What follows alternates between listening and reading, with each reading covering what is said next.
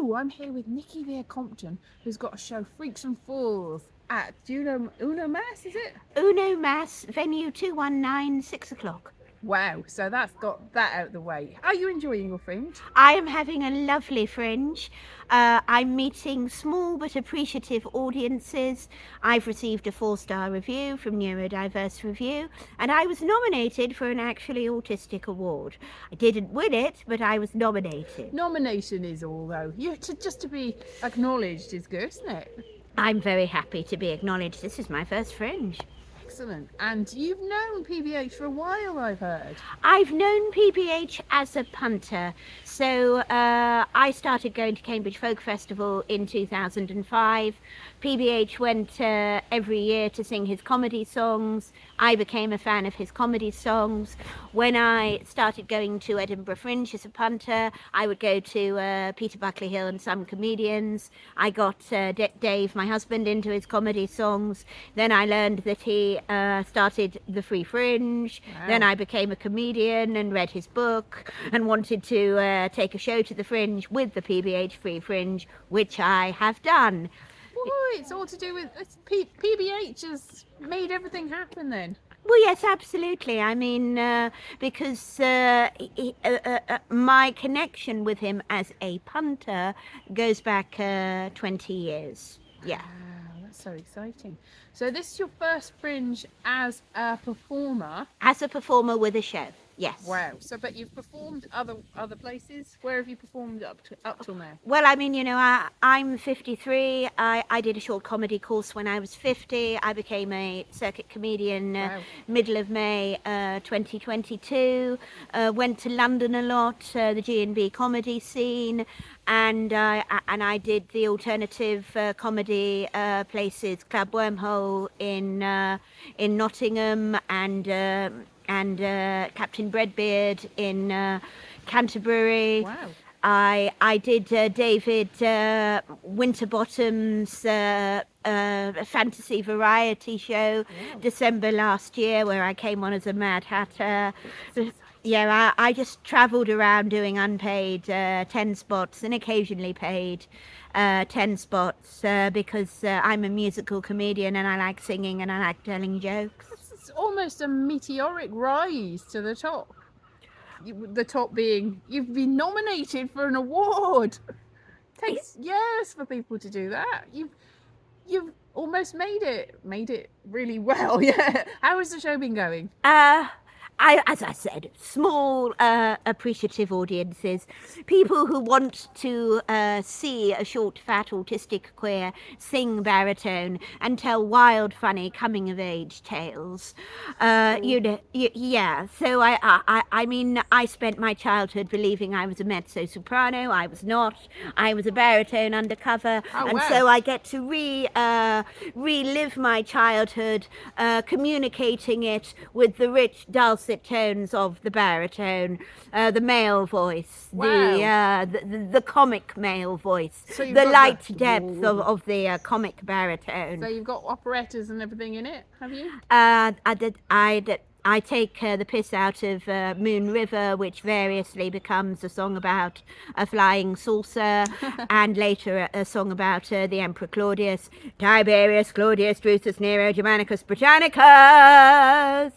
Wow. I kick street where you live when it's down. It is no longer a baritone song.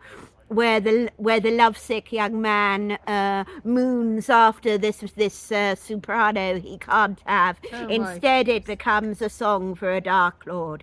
You have often walked down my street before, but I never nailed the pavement to your feet before. So lots of that. That's very exciting. And you studied classics, I heard. Yes, I wanted to do English literature at Swansea University, but didn't quite have the grades. At Swansea University, you can do 3 subjects your first year. So I signed up for Latin and classical civ with English as my third, and I swapped to English at the end of the first year and spent 3 years doing an English literature degree. Sure. So you did what sort of literature did you study on your course? Oh, well, I loved Jacobean revenge Oh, tragedy yes. because, The you know, Revenger's tragedy. absolutely, you know, so people like Bosseler in The Duchess of Malfi Oh, yes. and Flamineo in The White Devil, Oh, you yes. know, rotten men that if you set them to music would definitely be Oh, baritones. well, yeah. And, you know, and I enjoyed 18th century satire, things like Gulliver's Travels and School for Scandal. I read 20th century American poetry. Wow. I studied Alan Bennett monologues. I had a lovely time. I stayed away from novels as far as possible because they were long, with the exception of Gulliver's Travels and Candide, another short one, and majored on plays and poetry because they were short. Amazing. Yeah. ADHD, low attention span. Does that mean that you've used them as inspiration in your work at all?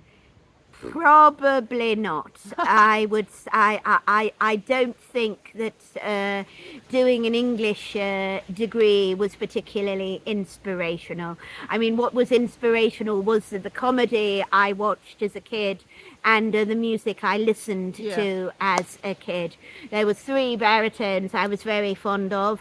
One was called Martin Green. That's Martin with a Y. He sang Victorian comic opera or Gilbert and Sullivan, the Patter songs.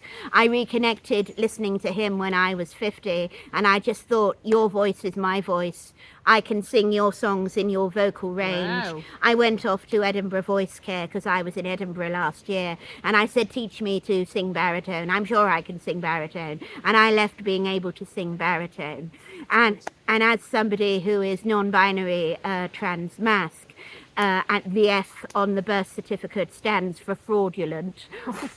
You know, I am it's just an absolute indication that we with fraudulent Fs on our birth certificates are pushed to singing in this horrible high pitch. I don't like sopranos. I'm sorry if you're a soprano. I'm not a soprano. Sorry, no. I'm sorry to the people. No, I know that you're not a soprano, but I'm sorry to people that I've just offended is what I'm saying. But that makes my ears. I think it's because I was just talking to you just before this that if there's a lot of pressure in my ears, I get very confused and disorientated, and I'm like, what's happening? And sopranos do that to my ears straight away. It's like, you've broken my brain. Why are you doing this to Well, me? sometimes it's just like listening to mice. Yes. You know, and I don't really associate mice as singers. You know, whereas with a baritone, it's What about more. Bagpuss? Oh yes, well baritone. Well, Bagpuss was a sings. cat. No, but the mice in Bagpuss sing. Do they? They go.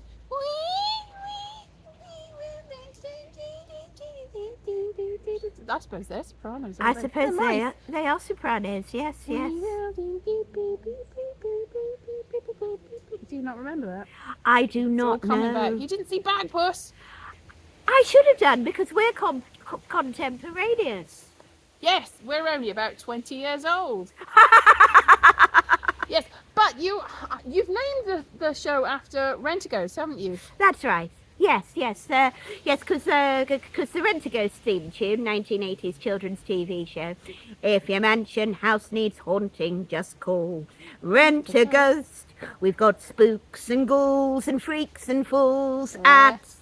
Rent-A-Ghost. Exactly, Yeah. you know, and I've always loved that theme tune and that program. And Freaks and Fools, I just thought that was perfect. Amazing. Yeah, because, you know, I spent my childhood being dismissed as one of the freaks and fools. But the whole point is that I reference the Emperor Claudius. And yeah, also his bullies wanted to become emperor. They murdered their rivals and each other, but never killed Claudius because they wanted someone to laugh at. When they were all dead, Claudius became emperor. And so, you know, but this is it. You know, the freaks and fools are emperor in the making. Yeah, I they also stick at it. exactly. I also sing about being a power-crazed megalomaniac. Oh my goodness. Yeah. I'm a power-crazed megalomaniac. I rant and scream and shout and blow my stack and ramp it up and boss you all about, etc. That's amazing. So, Rentaghost, which was your favourite series? Did you like it before Dobbin, or did you like it after Dobbin? Are Well, you I- pre or post Dobbin?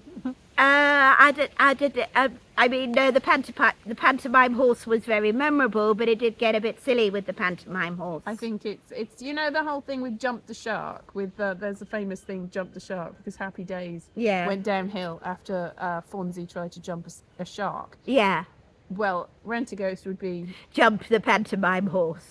yeah, Pretty much, that yes. ruined it. Yeah, yeah. It's a completely different show after that. I mean, probably didn't help that most of the cast left or died. Yeah, Because because they could have come back because they were ghosts. the original three was Mr. Claypole, Yeah. the jester, the ordinary looking one, and the sort of Edwardian looking one. Yes. The first problem was that the Edwardian actor playing the Edwardian ghost died. Yep. But I mean, I loved Mr. Claypole obviously, and he sang the theme tune. Yes. But I particularly loved the Mikas in a I won't. exactly. So if there was going to be a remake of Rentaghost, I would be Mr. Mika. Oh, wow. I am, that's my sort of part. And Edward Brayshaw, who played Mr. Mika, he was a villain in one of the Doctor Who's. He was the master. He was in He the, wasn't really the master, but he was a proto master. he was a proto master at War Games. in War Games. That's right. Yes, He wasn't, but he looked like the master. He was It's the very weird good thing, is like, value. this may as well be the master. Yes. Well, I mean, my current collaboration, I say current, my collaboration for the foreseeable future Yeah. is with Rubinia Rubens, you All right. know, and Rubinia joined the show on Monday, and we have been collaborating since the beginning of February. Ah. And whereas I'm the short, fat, autistic queer who sings baritone, Rubinia is the transcendental, transgender piano goddess and songstress and triple threat, whereas Almost I'm the just new a Hinge and threat. Bracket, but not like a twist on Hinge and Bracket. Very much, yes. But I mean, I'm sure we could recreate the Mikas. Yes, the I Mikas. Yeah, I that'd could- be even better twist. I could be Harold, and Rubinia could be Ethel Mika. Yeah. Or you could do Harold and Maude. You could do anything with Harold in it. Well, yes. Well, Harold and Maude, you know, that was the older lady played Yes. by Ruth Gordon, Yep. and the much younger gentleman. Yes. And Ruth Gordon was marvelous. I Yeah. mean, she was in The Omen again with Patrick Troughton, and Wow, you know everything there is to know about Doctor Who trivia, don't you? Patrick and that Troughton is my person favourite from Doctor Doctor Who. Is same. I didn't see it till I was working as a journalist, and they gave me a DVD of lost episodes that, you know, they were like serials, but they had missing episodes or ones that had been found. I've got that DVD. So all of the Troughton ones that, it wasn't all the ones that were available, but there's a lot of missing ones. So they found some, and it's like, this is much better than, I love this. That's my favourite. Yeah. Oh, Patrick Troughton is my favourite. For sure. A friend of mine, S.J. Wyatt, brought a show about Doctor Who, and I was there and was sort of on stage, and I ended up playing the Doctor. Oh, wow. And you could choose which Doctor. And so, of course, I did it in the style of Patrick Troughton, Jamie. Amazing. But the whole point was that there's a regeneration halfway through this episode that SJ has written, and Oh, wow. and the Doctor is meant to be turned into David Tennant, and I'm afraid that didn't happen, Jamie. I'm afraid I still did it in the style of Patrick Troughton. I might have looked like David Tennant, but I was still very much talking in the style of Patrick Well, Troughton. that's fair enough, because I think the second iteration of the David Tennant Doctor was a lot more Patrick Troughton than the first iteration. Yeah. So that's who you'd become. Yes. I'd love to have met Patrick Troughton. Oh, I'm yeah. fascinated by his two households. Did you know that he had he had one wife, I think, with 3 children, and then a mistress, or even a second wife with 3 children, and he would jump from one to the other, and so he had to. He Did was they know all- about each other? Yes, they did. Well, that's all right then. We have to know about these things. Yeah, I think they did. And the children, I think, knew about each other. He was very apologetic to the children of the first family. But of course, he had to make double the amount of money because he was feeding all these children. that's a lot of responsibility that you put on yourself if you do that sort of thing, I think. This is why he was dead by the time he was 67. Poor Patrick Troughton. Aw. But of course, at least 2 of his sons are famous now, but they're doing various things. Michael and David, yes. So that's continuity. I know at least, yeah. And also, And Harry Mellon, who was Yeah. Dudley Dursley in Harry Potter, Spit, Rowling, he's also descended from Troughton. Wow. There's a lot of people that have been that are descended from Doctor Who's, like Very much, yes. Yes. Sean Pertwee descended from the next one. From John Pertwee, yes, absolutely. Georgia Moffat descended from the one after the one after. Yeah. 5. Yes, we're going down a Doctor Who rabbit hole. Well, that's the best rabbit hole to be, Dave. I think. Yeah, you're Doctor Who, because you're mentioning random trivia, and I'm keeping up. I'm not a dunce when it comes out to random. I probably know more random Doctor Who trivia than people give me credit for. Well, I don't think anyone ever gives anyone credit for Doctor Who trivia, and I think it's a valuable skill to have. Well, I think so. Yes. And it means that when this podcast is published, not only can we do # baritone, # Victorian comic opera, # freaks and fools, # Patrick Troughton, # Rent-A-Ghost, # descendants of Patrick Troughton. Yeah. But Rent-A-Ghost, let's go back to Rent-A-Ghost. I like Rent-A-Ghost. I like the very first series of Rent-A-Ghost when it was an awful lot different. Very It wasn't as different. silly, but it was more about the fact that I have the theory, I think that it is born in truth, that the normal, ordinary character he was in the closet about being a ghost. And I think even when I was a tiny child, it was quite obvious that there was some subtext going on with this whole thing. Well, yeah. What do you think? I have to say I agree, but Yes. it did not really occur to me at the time, I was wandering around my middle school believing I was a girl while behaving like a boy and being beaten up for behaving like a boy. And I was looking at the girls and I was thinking, I'm nothing like them. Well, to be honest, 7 or 8-year-old girls are a difficult thing to get on with at the best of times. Yes. Yes. Well, I mean, these were slightly older girls. These were Oh, sort yeah. of When you're that 11-year-old age. girls. But It's difficult. It's still difficult. yeah, I mean, they had hair. Yeah, And they had hair.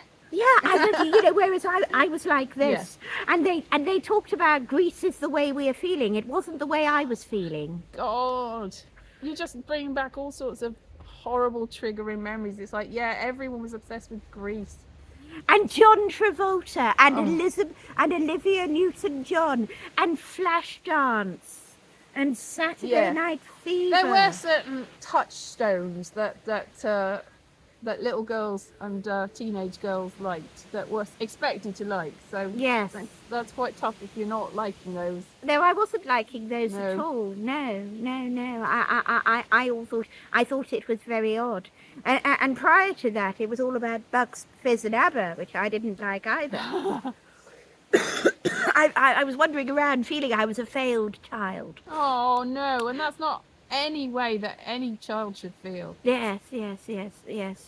But I was also quite a loud failed child. Yeah, I'm empathizing no end with this. It's Yeah. like, yeah, school is hard. Mm. Everyone goes, oh, it's the best time of your lives. It's not though, is it? Well, I mean, it's in the Academically, it might be. Yeah. it's in the show that I was sort of knocked about by choir boys. I talk about my bullies being choir boys. Oh my goodness me. But this is true. I was the only girl in the boys' choir, except I wasn't a girl. And what they would do is that they would beat me up behind the choir master's Oh back. no. You know, we'd all be in the sort of the music room changing into our cassocks, and it was basically this was their opportunity to knock me around. Oh So I take my revenge upon the choir boys, you know, in the show. But one of the choir boys came to the show when I did Captain Breadbeard in Canterbury, and I was doing all these jokes about my bullies were choir boys. I was looking at one of them. no. Did he even realise that he was bullying you? Because sometimes bullies have just go, aha, that's me being a mate. And you're like, what? It was really interesting because, you know, in the sort of the generic bullying, he was on the periphery. But one time, we were in the classroom together, and he was in a right mood, and he was very physically violent with his feet. It was very painful. You know, maybe punched me as well. So, yes, I remember his violence. Yes. I in the show, I sometimes have time to sing the song where I set all the violence to music, to the tune of a Victorian comic opera. Well, it's good to process it. Yeah. Do you feel that it's cathartic doing this? Oh, I think so. Yes, absolutely. Yes, Yes, because it's very much, you know, making the thing that got you bullied, you know, being queer, being neurodivergent, your must-have quality. It's about finding your voice. In this case, my baritone voice. Yes. And have you found that your voice has developed over time and you've been like, now I can do those notes, I couldn't do those 6 months ago. The practice is everything. Absolutely, yes. And this week I'm having 3 singing lessons in a row. So I had one yesterday. I've just come from today's, and I've got another one tomorrow. And she's coming to the show tomorrow, Morgan Gilday. If anybody is watching and basically wants singing lessons, whether you're a trans woman and you want to go higher, or you're a trans man like me and want to go lower, Morgan Gilday and her colleague can help you. Or if you just want singing lessons but you actually identify with the gender on your birth certificate, that works too. Yeah, I would think that probably the second one is most of her business. Yeah. But yeah, that's good. That's good that she can deal with everyone and teach everyone. Teach the world to sing. It is the place you go if you're trans in Edinburgh and you want speech therapy or singing lessons. Oh, brilliant! That's good. And you're just you're always working. You're on the go. You've got. Is your show the same now that it was at the beginning of the Fringe? It's longer. Wow, developing. Because I found a way to integrate the Dark Lord song and also the song where I basically set all the violence to a patter song. Oh wow! And so I began the show with 5 songs, and I've ended the show with 7 songs. There is an 8th song, but we don't have time to do it within the time. That one is called Empty Launchpad in the Garden. But you really have to be there. But we're not doing that in this Fringe. But yes, because it was always the plan to bring a sort of a split show where half of it was me, and the other half was a floating cast. Oh right. So Freaks and Fools is short for the Freaks and Fools floating show. Oh. Where the only sort of person who is there all the way through is me. I've had loads of people on my stage. The ringmaster, yes. I've had loads of people on my stage doing spots. Excellent. But for the final, and this continued when I had COVID, I just ran Freaks and Fools compilation shows from my bedroom. Oh my goodness. But for the final week, we've got Rabinia, who's telling her transcendental, transgender piano goddess and songstress story after I tell my comic baritone story. Oh, and do they complement each other, these stories? Yes, they do. They do. That's yes. what you want. A nice bookended show. Yes. Yeah. Excellent. Well, thank you very much, Nikki. Good luck with the rest of the run. Oh, thank you. So close to going home. I know, so we've close. got 4 shows, and then, you know, no more PBH Free Fringe until next year. Yes. Until next year, Nikki. Until next year. See you then. See you then. Bye-bye.